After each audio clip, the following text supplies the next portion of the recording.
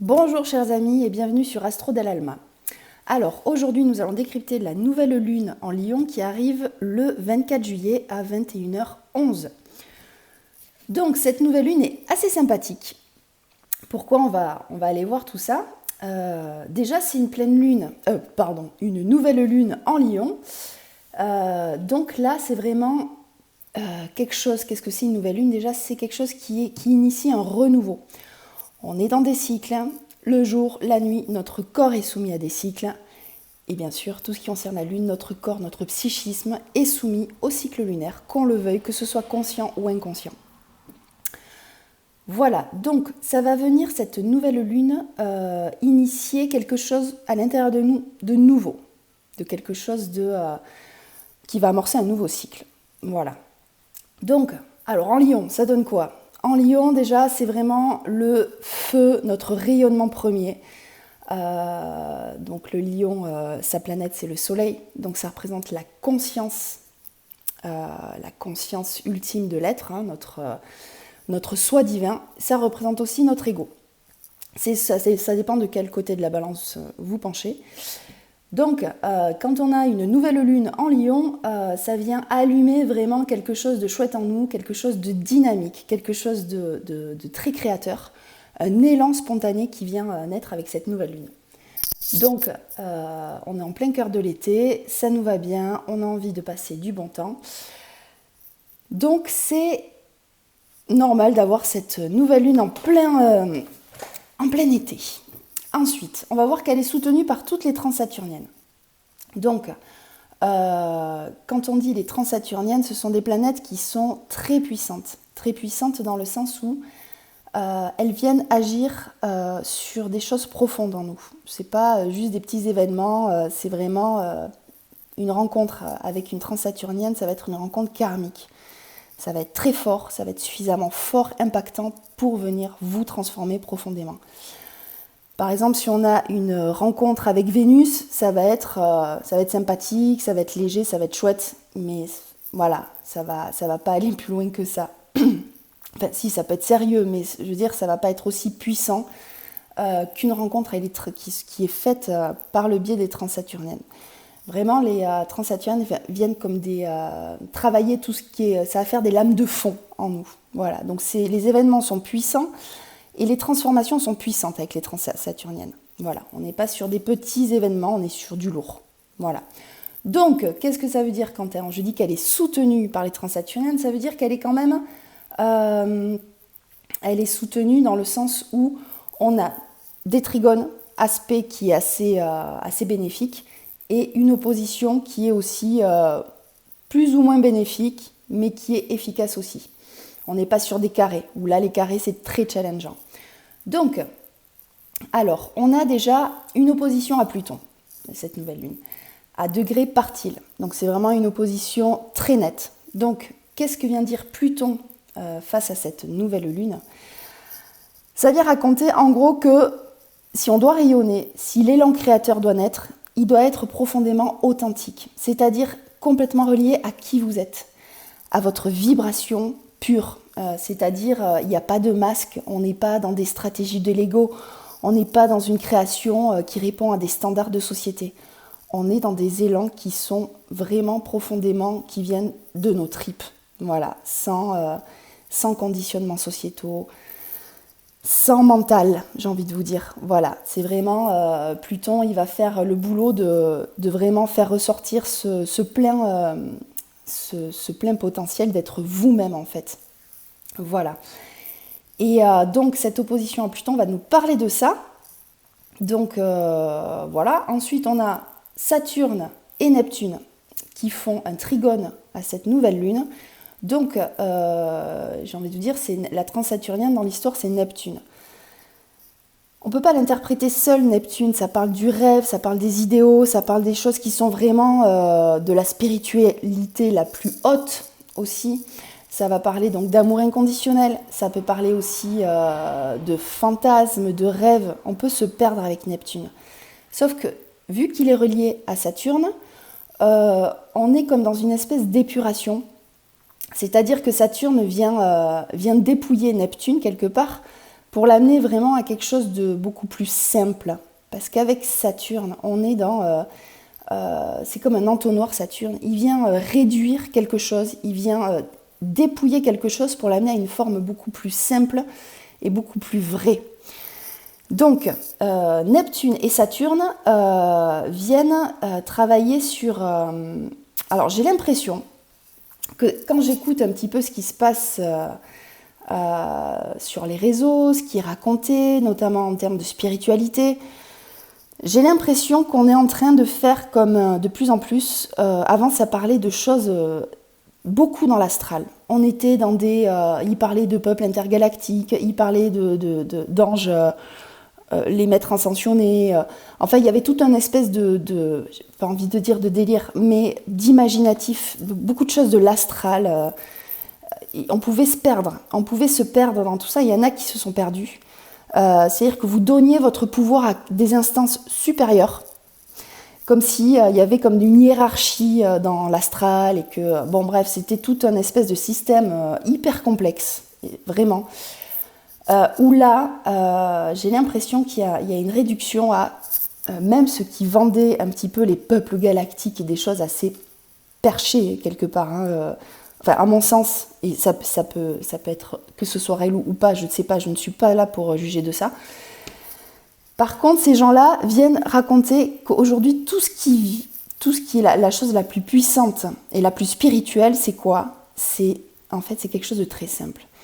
C'est être vraiment relié à la vie et être vous-même. Être vous-même depuis un espace où l'ego, c'est-à-dire le mental, est presque... c'est un volume qui a beaucoup baissé. Ce sont des espaces de calme, des espaces de tranquillité où on accepte les choses telles qu'elles sont, de la vie. Voilà. Donc on est vraiment dans avec ce Neptune-Saturne, j'ai l'impression que ça vient initier quelque chose de beaucoup plus simple, de beaucoup plus accessible et de beaucoup plus évident pour tout un chacun en termes de spiritualité, de philosophie de vie. Voilà, c'est-à-dire que au-delà de tout le tralala astral, il y a la chose la plus puissante, finalement, c'est vous, c'est votre conscience, c'est votre soi. Alors on va mettre tous les termes derrière ça, mais moi c'est vraiment l'impression que j'ai. Et je pense que ça fait partie d'un des gros paradigmes qui est en train de changer. Et c'est ce changement dont tout le monde parle en 2025.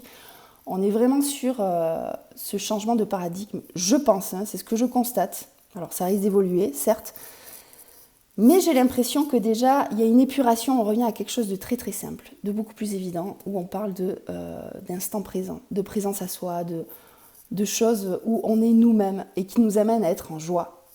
Point final, voilà. Voilà. Donc c'est très, ça reste quelque chose de très épuré. Et je pense que ce Neptune-Saturne qui soutient cette nouvelle lune vient ramener une forme de vide, quelque chose qui vient de façon harmonieuse dépouiller cette nouvelle lune pour dire ok, juste soyez vous-même, écoutez ces petits élans, tous ces petits jaillissements qui sont en train de naître, ça a déjà commencé. Ça commence en général une semaine avant et ça continue une semaine après la nouvelle lune. Mais il y a quelque chose de nouveau qui est en train d'arriver. Vous pouvez avoir des petits élans comme ça où il y a un vent de fraîcheur qui arrive, où là vous êtes vous-même, vous allez peut-être partager des gros fous rires avec des gens, vous allez créer des choses complètement spontanées. Ça va être vraiment, on revient à quelque chose une lumière qui est beaucoup plus pure en nous, un rayonnement beaucoup plus simple, beaucoup plus évident. Et là, on peut dire qu'on expérimente quelque chose de joyeux, naturellement joyeux. Voilà, c'est vraiment ce que je trouve avec ce soutien des transsaturniennes. On est dans un renouveau où on se dépouille de tout ce qui n'est pas nécessaire. Que ce soit les carcans sociétaux. Ah, mais il faudrait être comme ça, que vous soyez, quelle que soit votre situation, il y a toujours des espèces de prérogatives à être comme ci ou comme ça. Pareil pour votre psyché profonde. Ah, mais j'ai telle blessure, la blessure de l'abandon, la blessure du rejet, parce que mes parents, parce que tout ça, en fait, ça sert à rien de s'auto-définir avec tout ça. Soyez juste et faites voler tout ça en éclats. c'est juste des petites... Alors, c'est pas, je vais pas dire que c'est un gros nettoyage, c'est juste que vous allez avoir ces impulsions où tout ça n'existe plus. Tout ça fait partie du mental, d'une façon de percevoir. Et avec cette nouvelle lune, vous allez juste avoir des moments où vous êtes sans tout ça. Vous êtes juste vous-même, vous êtes juste dans la joie. Vous allez, voilà. Donc c'est vraiment cette énergie assez joyeuse qui arrive, ou quelque chose d'assez simple. Voilà, ça peut être aussi vécu sur un mode très simple, très doux, où les choses qui viennent sont juste douces, tendres. Voilà, ça peut être vécu en fonction de votre vibration. C'est votre vibration première qui rejaillit à des petits moments comme ça, pour vous dire, voilà, c'est là que ça se trouve en fait. C'est ici que tu dois te placer. Et aussi, on a Uranus qui vient en sextile à cette nouvelle lune. Et donc, là, ça vient parler vraiment de cette... parce que, alors, Uranus en sextile, un sextile, c'est déjà très stimulant, ça stimule. Et Uranus en Gémeaux, c'est aussi très stimulant. Donc, c'est comme des espèces de petites prises de conscience, des petits éclairs à l'intérieur de soi qui commencent à naître et qui viennent initier, qui veulent venir initier quelque chose de chouette en vous. Voilà, positionnez-vous dans cet espace-là.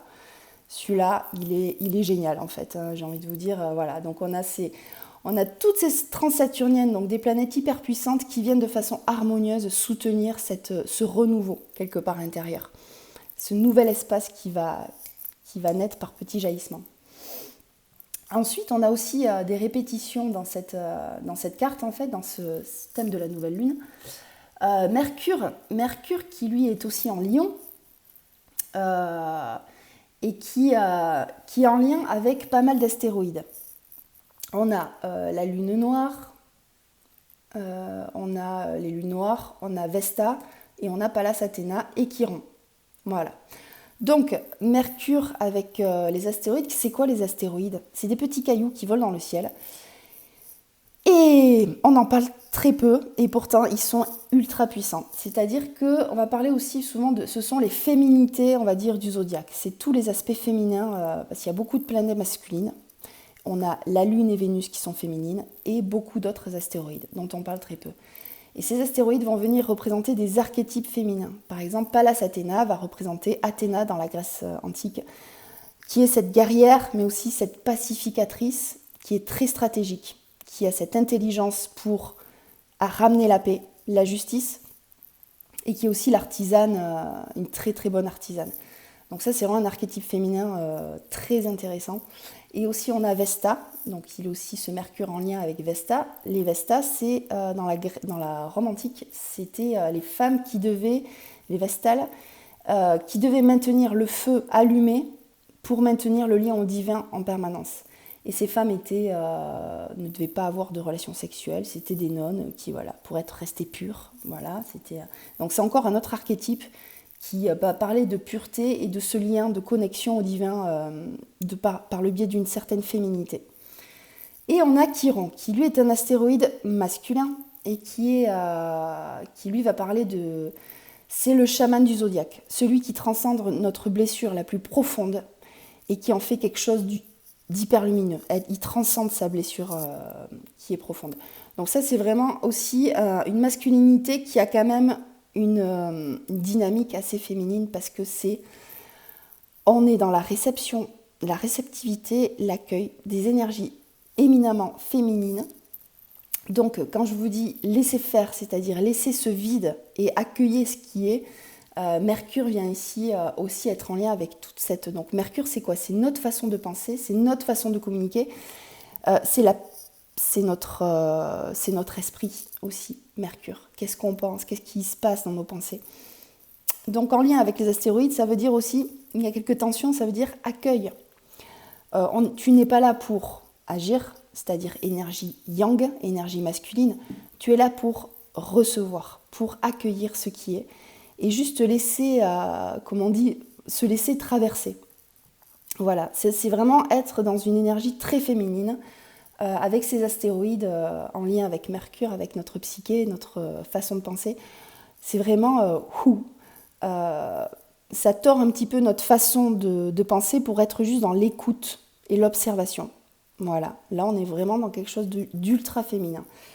Donc on a Mercure qui répète cette même énergie, vous voyez, de laisser faire, d'être dans une espèce de vide et d'accueil. Et de laisser naître ces petits jaillissements, parce qu'on est quand même dans une nouvelle lune en Lion qui est ultra créative et qui va nous ramener, toute cette belle, ces prémices d'une énergie très joyeuse. Voilà. Donc ensuite on a encore une répétition quelque part, je trouve, de ces énergies. On a Mars qui est en Vierge et qui est conjoint au nœud sud. Alors là, je vais me placer sur les nœuds sud, les nœuds nord. Je trouve que le Jyotish, l'astrologie indienne, parle beaucoup mieux des nœuds lunaires que ne le fait l'astrologie occidentale.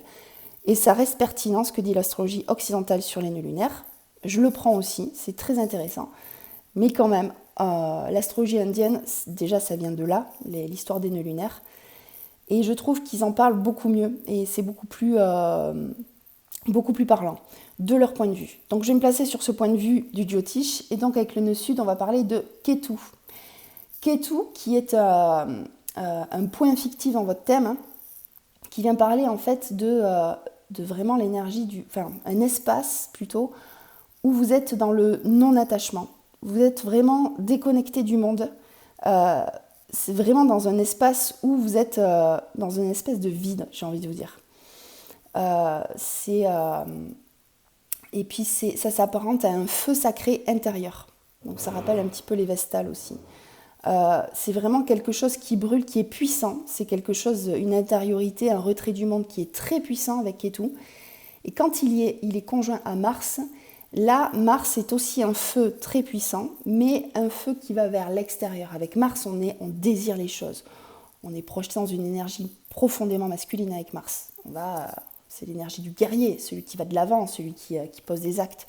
Sauf qu'avec relié avec Ketu, qui est bien plus puissant que Mars, Ketu, il va ramener l'énergie de Mars à quelque chose de maintenant tu retournes ton regard vers l'intérieur de toi et tu fais de l'espace. Tu te concentres pour accueillir ce vide et regarder ce qui s'y passe. Donc toute l'énergie, toute la concentration de Mars est ramenée vers l'intérieur de soi avec Ketu. Donc on a vraiment 3 occurrences qui parlent un petit peu de ce retour à soi et de venir laisser naître notre premier rayonnement. Celui qui est dépouillé de tout. Parce que quand on est face à Pluton, on se fait dépouiller de tout. On n'est plus dans je brille pour faire rigoler les autres. Non, c'est pas ça. C'est le bonheur d'être soi, le bonheur d'être soi-même et de laisser être qui l'on est sans être perché ici. On redescend à l'intérieur de soi.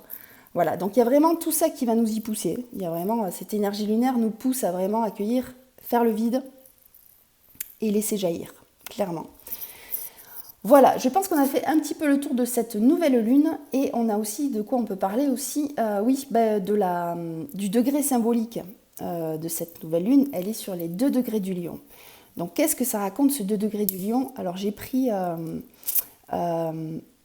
l'interprétation de ce degré de Kominsky, qui est très peu connu, mais qui est assez...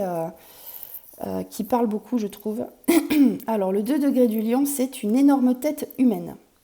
De l'œil gauche émane un rayon de vapeur noire, du droit, un rayon jaune, et du centre du front, un rayon blanc. Alors, c'est comme si on avait tout qui était allumé dans le cerveau, notamment le 3e œil. Et c'est vrai que quand on médite, ils ont fait des expériences sur les méditants, en effet, il y a beaucoup de parties du cerveau qui s'allument. C'est là où on parlait d'alpha et d'oméga. Je ne maîtrise pas du tout le sujet. Mais en tout cas, ça m'a fait penser à ça. C'est vraiment et ça parle de degré de leadership. Donc ça parle d'une certaine puissance, parce qu'on est capable de percevoir, on est capable de... finalement de tout allumer et d'être dans un état donc méditatif où là on retrouve une certaine souveraineté. Et donc avec cette pleine lune en Lion, bien sûr que les lions va parler de souveraineté aussi, c'est-à-dire d'être soi et d'être pleinement soi-même et quelque part de retrouver cette souveraineté-là. Voilà, donc ce degré est très parlant, ça ramène, enfin pour moi ça reparle un petit peu de ce qui se passe dans le ciel lors de cette nouvelle lune le 24 juillet. Voilà. Donc, c'est une lunaison qui va être agréable, qui peut être challengeante pour certains signes qui vont être en carré à cette nouvelle lune, comme le Scorpion, le Taureau, sachant que vous pouvez avoir beaucoup de planètes en Sagittaire, où là c'est un trigone, donc il va y avoir aussi une forme de fluidité. Vous allez voir comment vous expérimentez quelque part ce vide, ce silence, ce retour à l'instant présent, où votre lumière peut jaillir. Voilà, donc ça peut être fluide, challengeant en fonction de votre thème. Je ne ferai pas de grosses généralités pour l'instant. Voilà. Et dites-moi en commentaire si vous avez l'impression aussi que, parce que là j'ai parlé de ce nouveau paradigme qui est en train de naître, où il y a un retour à une spiritualité beaucoup plus simple, beaucoup plus juste, de c'est quoi être spirituel. C'est pas très compliqué, il faut pas se brûler de la sauge, il faut pas faire des rituels, non, non, non. On est juste nous-mêmes et on est juste connecté à la vie. Et on ramène de la joie en étant nous-mêmes. Bon, je la fais vraiment très court, très résumé, mais j'ai l'impression que c'est le nouveau paradigme qui est en train de sortir en 2025 et que ce changement, il s'opère aussi via cette nouvelle façon de décrire et de décrypter la spiritualité. Dites-moi si tout ça vous a parlé et faites-moi des retours sur comment vous avez vécu cette nouvelle lune. Et je vous dis à la prochaine pleine lune qui aura lieu, je crois, le 9 août, si je ne dis pas de bêtises. Allez, j'attends vos retours et je vous remercie de m'avoir écouté.